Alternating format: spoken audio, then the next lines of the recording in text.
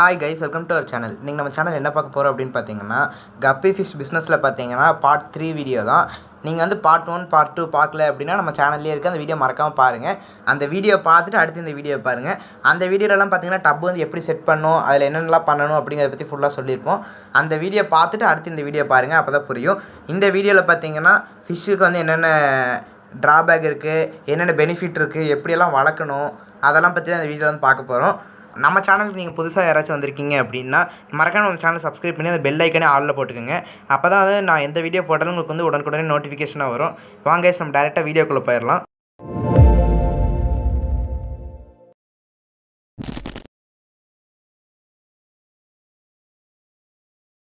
இப்போ பார்த்தீங்கன்னா கைஸ், நான் வந்து இந்த கப்பி ஃபிஷ் பார்த்தீங்கன்னா ஒரு 3-4 வருஷமாகவே வளர்த்திட்ருக்கேன். இந்த ஃபிஷ்ஷை பற்றி சொல்லணும் அப்படின்னா, இது வந்து பார்த்தீங்கன்னா நீங்கள் ஒரு பெரிய டப்பு இல்லை ஒரு பெரிய தொட்டி அது மாதிரி ஏதாச்சும் விட்டிங்கனாலும் நல்லா நிறைய குட்டி போட்டு பார்த்தீங்கன்னா நீங்கள் வந்து ஒரு வருஷத்துலேயே பார்த்தீங்கன்னா நீங்கள் என்ன சைஸான டப்பு என்ன சைஸான ஸ்பேஸ் வந்து ஃபிஷ்ஷுக்கு வந்து கொடுக்குறீங்களோ அதை பொறுத்து பார்த்திங்கன்னா அது வந்து குட்டி வந்து நிறையா போடும். அதனால் பார்த்திங்கன்னா டப்பு ஃபுல்லாக அது தொட்டி ஃபுல்லாக பார்த்திங்கன்னா குட்டியாக தான் இருக்கும். இப்போ வந்து பார்த்திங்கன்னா வந்து கப்பி ஃபிஷ் பார்த்திங்கன்னா 4 வருஷமாக வளர்த்திட்ருக்கேன். ஒவ்வொரு டைமும் பார்த்திங்கன்னா ஏதாவது ப்ராப்ளம் வந்துச்சு எனக்கு. இது வரைக்கும் அந்த அனுபவம் வந்து உங்கள்கிட்ட இருந்துச்சுன்னா தான் நீங்கள் வந்து அடுத்தடுத்து வந்துட்டு கப்பி ஃபிஷ் வந்து பார்த்திங்கன்னா சக்ஸஸ்ஃபுல்லாக வந்து வளர்க்க முடியும். நான் வந்து பார்த்திங்கன்னா ஒரு 3 வருஷத்துக்கு முன்னாடி ஃபஸ்ட்டு வந்து வளர்த்தேன். அப்போ வந்து பார்த்திங்கன்னா இந்த கப்பி வளர்க்கலை, இந்த கிணத்து கப்பின்னு சொல்லுவாங்க. அது வந்து பார்த்திங்கன்னா கலரே இருக்காது, ஃபுல்லாக ஒயிட்டாக தான் இருக்கும். அது வந்து பார்த்திங்கன்னா எனக்கு ஒரு அண்ணா தான் ஃப்ரீயாக கொடுத்தாங்க. அது வந்து வாங்கிட்டு வந்து வச்சுருந்தேன் அப்படியே. அது வந்து பார்த்திங்கன்னா ஒரு மாதத்துக்கு வந்துட்டு எப்படியோ 2 தடவை வந்து குட்டி போட்டுரும். ஒரு தடவையும் பார்த்திங்கன்னா 20 குட்டி வரைக்கும் போடும். அந்த ஆசையில் தான் வந்து பார்த்திங்கன்னா கப்பி ஃபிஷ்ஷே வந்து வளர்க்க ஆரம்பித்தேன் ஃபஸ்ட்டு. அதுதான் பார்த்திங்கன்னா நான் வந்து ஃபஸ்ட்டு வளர்த்த ஃபிஷ்ஷு. அதுக்கப்புறம் தான் எனக்கு வந்து ஃபிஷ் வளர்க்கணும் அப்படிங்கிற இன்ட்ரெஸ்ட் வந்து பார்த்திங்கன்னா ரொம்ப அதிகமாச்சு. அப்புறம் பார்த்திங்கன்னா நான் வந்து ஃபைட்ரு வாங்கினேன்.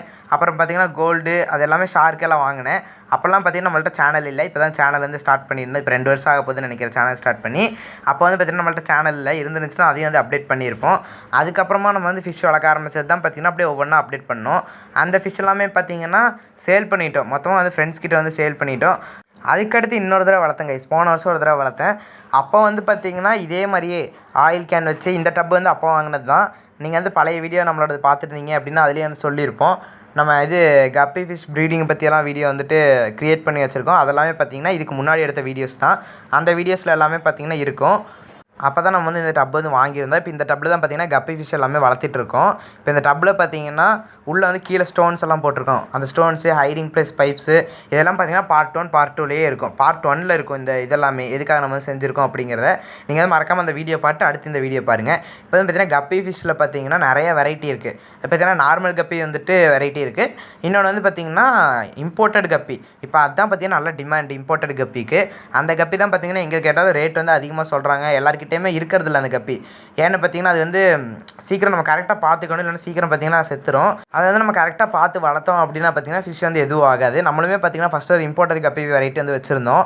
ஒரே ஒரு வெரைட்டி இம்போர்ட்டட் கப்பி வந்து நம்ம வந்து ஃபஸ்ட்டு வச்சுருந்தோம். அதை பற்றியுமே பார்த்திங்கன்னா நம்ம ஒரு வீடியோ வந்து அப்லோட் பண்ணியிருப்போம். நம்மக்கிட்ட இப்போ என்னென்ன ஃபிஷ் எல்லாம் இருக்குது அப்படிங்கிறத பற்றி.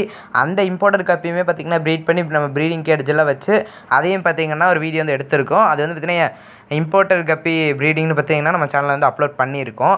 அந்த வீடியோவும் போய் பாருங்கள். இப்போ வந்து பார்த்திங்கன்னா அடுத்து வந்துட்டு நீங்கள் வந்து ஃபிஷ் டப்பை வந்து எங்கே வைக்கிறீங்களோ அந்த இடத்த சுற்றியும் பார்த்திங்கன்னா எறும்புங்க வந்து வராத மாதிரி பார்த்துக்குங்க. அதாவது பார்த்திங்கன்னா எறும்பு சாப்பீஸ் போடுங்க. இல்லைனா அந்த எறும்பு பவுட்ரு இருக்கு இல்லையா, பவுடரை விட பார்த்திங்கன்னா எறும்பு சாப்பீஸ் போடுங்க. ஏன்னா அது பார்த்திங்கன்னா எறும்பு வந்து வராது.